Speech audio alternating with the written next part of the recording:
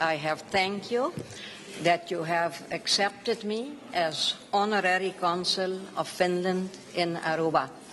On behalf of the Consulate of Finland in Willemstad, I want to offer you this book of Finland in order for you to discover the beauty of Finland. On the other hand, many Finns have discovered Aruba as a beautiful tourist destination. And finally, I want to wish you all the success, you and the members of your cabinet, to reach your goals for the development, for the further development of your beautiful island. Thank you. Thank you.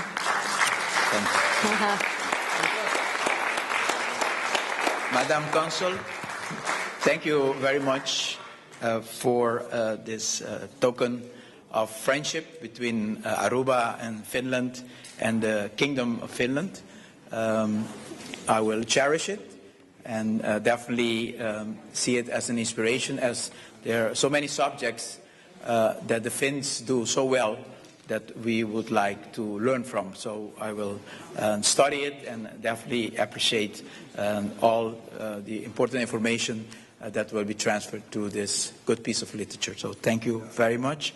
I would also use this opportunity to thank the Department of Foreign Affairs because they have mentioned my name so often during the presentations.